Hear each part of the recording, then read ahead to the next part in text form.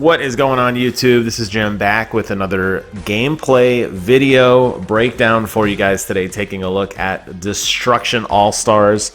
This is one of 3 games that came out this month on PlayStation Plus. And I was really excited for this game, like legit excited. I was really kind of thinking this was going to be the breakthrough PlayStation Plus game that we needed. Really as a follow-up to, honestly, Fall Guys. I think that was really the last one that just really caught us off guard. Bugsnax, I think, fell off the radar very quickly. And then even going back earlier on, you know, games like Rocket League that just really made a statement. Unfortunately, if you couldn't tell by the tone of my voice or the words I was saying, Destruction All-Stars isn't that great. Now, it does do some things very well. They got Bruce Buffer, the voice of the UFC, to kind of hype you up, to get you into the game, which I think is great. It does pay a lot of tribute to the old Destruction Derby game that I loved. And I think a lot of people, myself included, really wanted this to be a Destruction Derby kind of game brought into the modern era. It looks beautiful, this game. It's 60 frames a second, bright, vibrant colors. The controls are very easy to understand. But Destruction Derby, it is not. And I think after a very, very short while with this game, most people will move on. And that's unfortunate. I wanted this to be that next big game. You know, I spent hundreds and hundreds of hours playing Rocket League. I still play Rocket League, actually. That's how much fun that game is to me and how much I enjoy it. I was just really hoping we were going to get something along those lines. And to me, it just doesn't quite fit the bill. Now, I think what really throws this game off is that it's almost like it doesn't know what it wants to be. You have a very basic car derby game where you drive around and slam into cars. Depending on how fast you're going and where you hit them, you will accrue points. Okay, cool enough. I'm down with that. You do have a health meter on your car. The enemies have health meters. There's traps all over the arena that you can run over, crash into. Buzzsaws will cut you in half, blades. A lot of cars have this like ultimate ability. Well, I should say the driver technically summons this ultimate car that has some really cool ability that could also do different types of damage. So there's really quite a few ways in order to damage other people's cars. But then something weird happens. Instead of just getting eliminated or respawning in with another vehicle to continue in the action, no.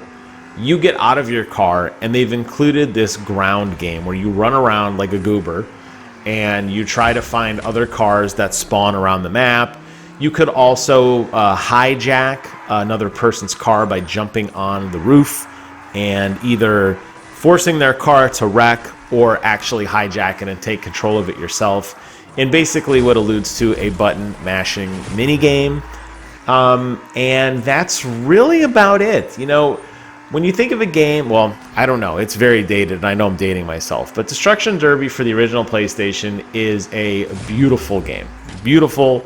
It's fun. It was a brilliant idea, and it was just really cool. It didn't seem like they had to stray much from that original design.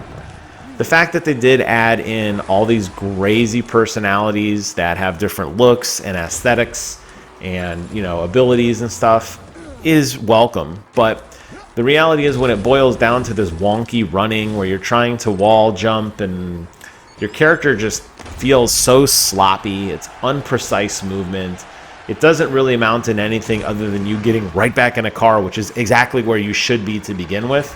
That's where they should have doubled down. Stuff like that, where you get a giant buzzsaw blade and you can mow a car in half. Give me more of this.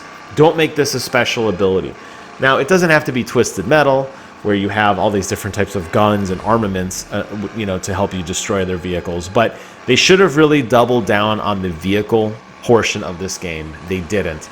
And I think as a result of kind of spreading their efforts across a ground-based game and a vehicle game, they got neither right. And that's unfortunate because this game just doesn't have a lot going for it, like I said. Now, there are different modes that they try to, you know, soup it up. This one is called Carnado, which essentially, as you drive around your car, you accrue what they call gear points. You could see that in the meter at the top of the screen as you damage more cars. you'll get more points. And then when you're basically done with the car, you drive it into the Carnado in the center, and you bank those points, and whoever has the most points at the end wins. It's an interesting take on a risk and reward. A lot of people totally ignore it because the game does a atrocious job of explaining any of this to you. There's another mode too, and then there's the free-for-all mode, which most people are probably going to end up playing, where you just put in a giant bowl against random other people, and you're trying to just get the most points by crashing and destroying people. And that's honestly what a game like this really should be focused on. The racing and the controlling of the car itself feels really sloppy, and it's sad, but it honestly feels a lot like an Ubisoft game.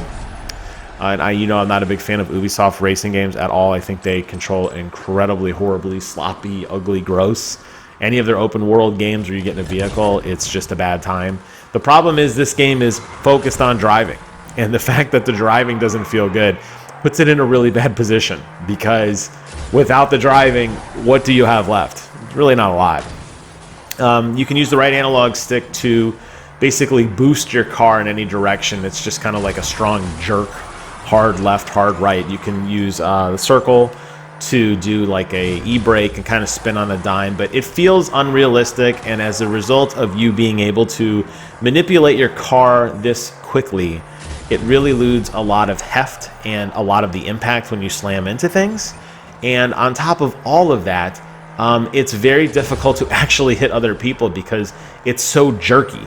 You'll be driving full speed into a pack of 4 or 5 enemies and manage to miss every single one of them. And this will happen time and time and time again because everybody is slamming down on that right thumbstick, wildly flailing their car left, right, up, down, and you're just not going to be able to get a good beat on people. So I'm glad this game is free to play because I think it's an interesting idea. I think I would be pretty upset if I paid for this because the Metacritic score is dropping rapidly. It's sitting at about a 66 right now at the time of this review. It may go down a little bit more. It's just not, and there's no depth to it. Even though there are costumes and skins and all that stuff, it's just not that great, and it's unfortunate because I think this type of genre of game gets a bad rap because of this game, and really the truth is it shouldn't. So that's it for my review. It's a major thumbs down for me, but hey, if you have PlayStation Plus, it's free. You might as well try it. Who knows? You might get a couple hours of enjoyment out of it, and that's great. But for me, this one is going in the garbage can. With that, I am closing out this review. I hope you guys found this informative. If you did, comment, rate, and subscribe, or not. Do whatever you want. Just know that I love you. And until next time, I will see you guys on the other side.